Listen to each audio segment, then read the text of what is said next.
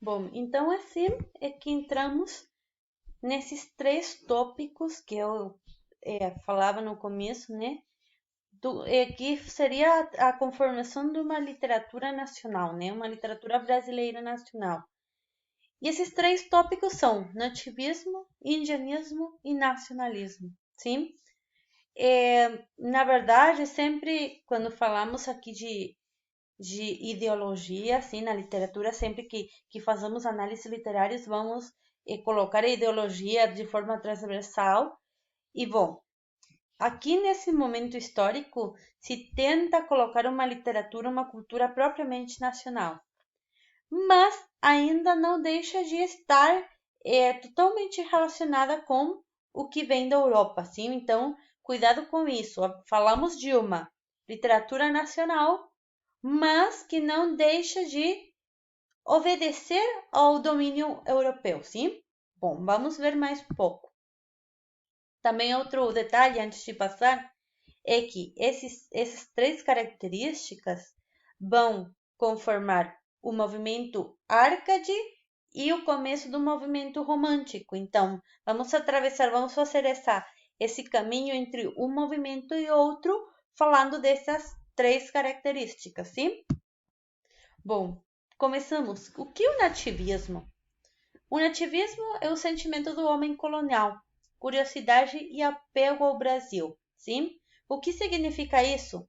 Já os portugueses que estavam estabelecidos na terra brasileira, já não tinham esse sentimento que eles eram de fora e estavam num lugar diferente, alheio, né, a eles, senão que já estavam sentindo essa terra como própria, sim?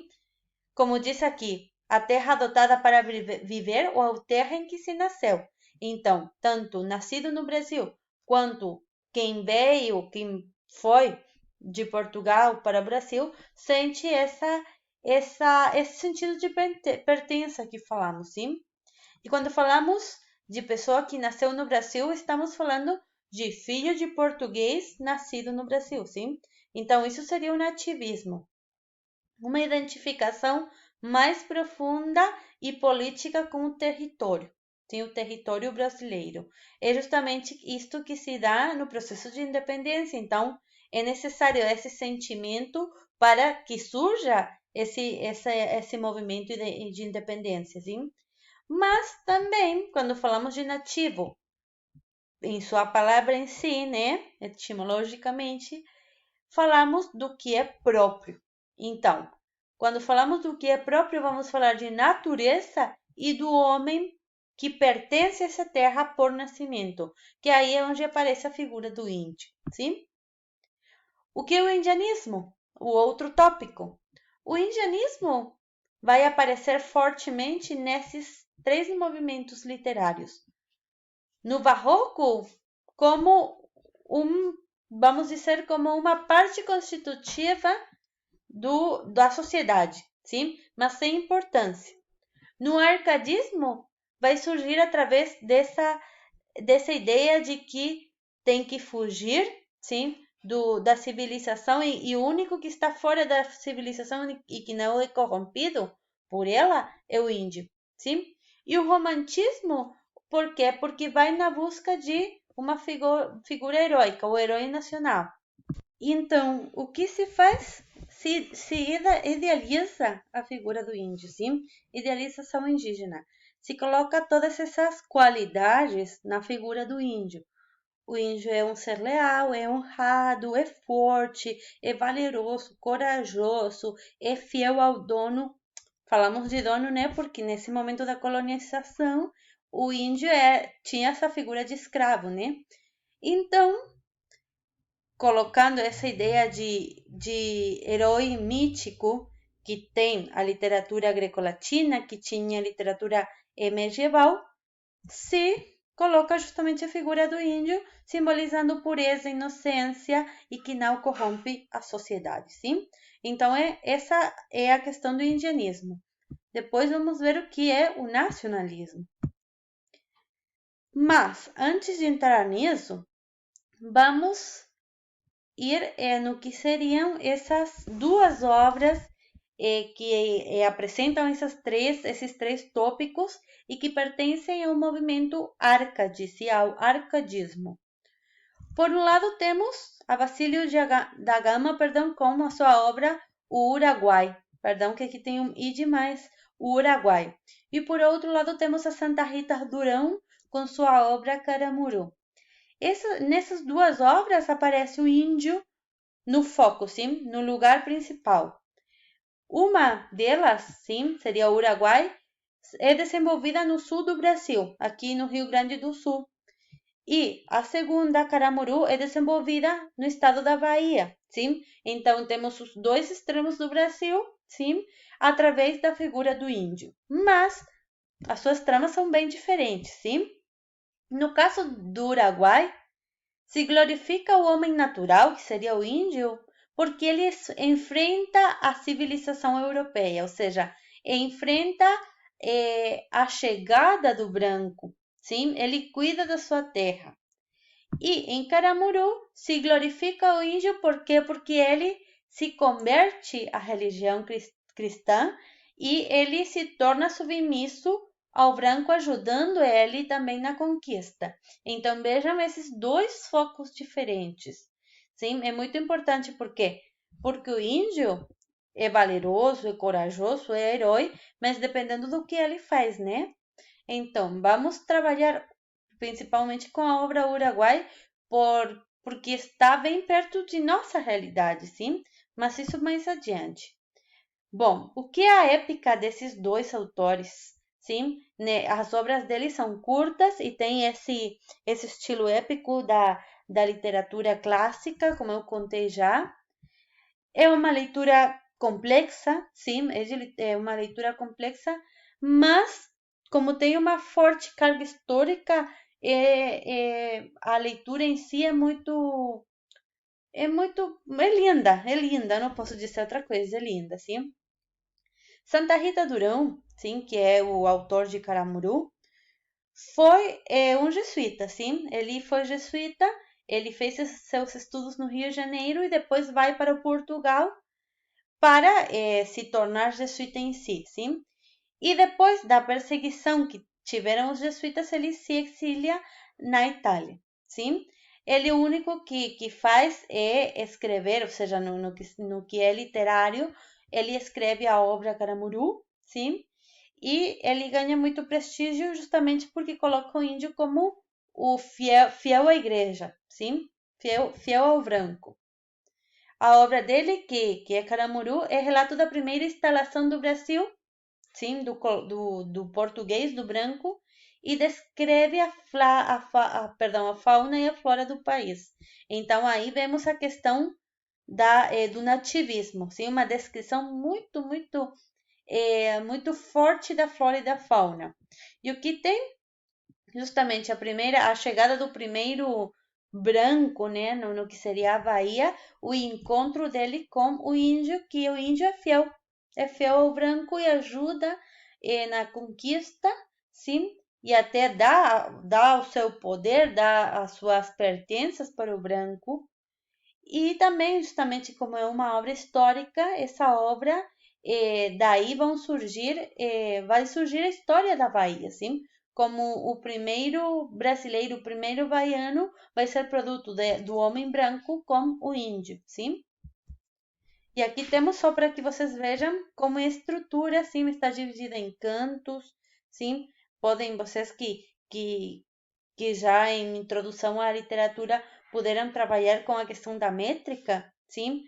Podem fazer essa análise, mas vamos passar agora para o que seria o Uruguai, sim? Esse vídeo eu deixo para vocês agora como um anexo, já que nesse vídeo é explicado bem melhor a questão do cunhadismo e da figura de Caramuru como histórico, sim, porque ele é um protagonista da história desse território, sim?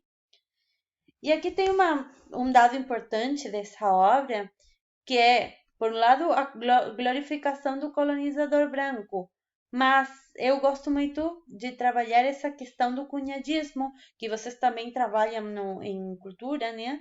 Onde dá para podemos analisar esse ato cultural que tem o nativo de estabelecer o relacionamento do branco com a aldeia em si, com sua tribo, ou otorgando às mulheres. Sim? O colonialismo é isso, é o encontro, ou seja, o cacique da tribo dava suas mulheres em oferecimento para o branco que era bem-vindo ao lugar, sim?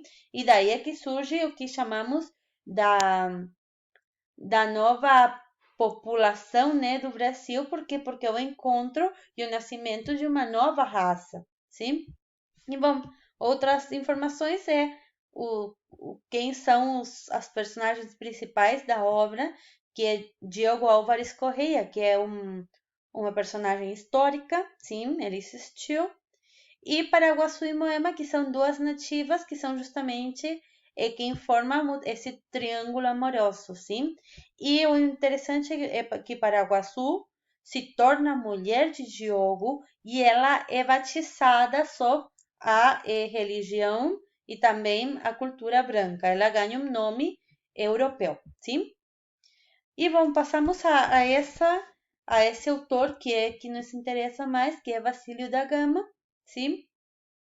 Ele escreveu a sua obra sob o pseudônimo Termindo Cipílio, sim? E a sua obra, que é o Uruguai, é uma importante obra porque faz uma crítica à conquista, à colonização e aos jesuítas. Então, para a época, fazer essa crítica foi super interessante, sim? E, bom, basicamente a obra Uruguai que vocês vão ler a trama é empreendida de portugueses e espanhóis contra jesuítas e índios na colônia de Sete Povos e Missões do Uruguai, sim? Que, de acordo com o Tratado de Madrid, deveria passar a pertencer a Portugal em troca, da colônia do Santíssimo Sacramento, situada em território espanhol, sim? O que acontece? A missão, sim, a missão de São Miguel e São José, estava dentro do que seria o território espanhol, sim? E os espanhóis ainda estavam defendendo a obra jesuíta, mas os portugueses não. Os portugueses queriam o índio como escravo e queriam que as missões desapareçam.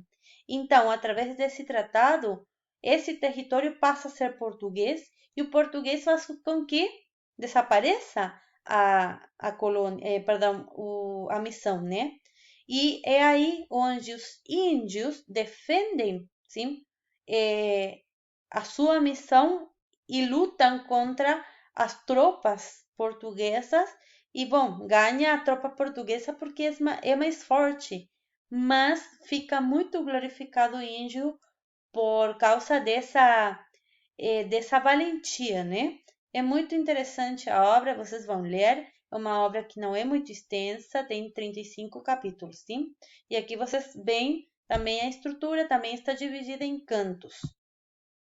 E bom, aqui nesse vídeo, que eu também deixo como anexo, está um fragmento do filme A Missão. É um filme que é americano, sim, foi produzido nos Estados Unidos e é baseada na obra, sim? Eu vou deixar esse fragmento para que vocês assistam depois. E aqui tem as personagens, sim? O CP Tcheraju, que é também uma personagem histórica, ele se torna um herói, sim? E podemos fazer essa equivalência com o nosso Andresito, sim? Ele foi consagrado herói por causa dessa luta, sim? E também tem outro que aqui dá para ver as personagens e a questão do contexto, sim? Temos o Gomes Freire de Andrade, que seria o espanhol, o representante da coroa, e temos os jesuítas, sim? Que nessa obra o jesuíta toma o papel de vilão, sim? Eu deixo que vocês leiam a obra. Aqui tem, sim, que eu sempre mostro como a obra é adaptada a outros gêneros. Essa é justamente a nossa prática de adaptação de literatura, de obras literárias, para que seja levadas à sala de aula. Aqui temos um exemplo. E, bom, isso vamos trabalhar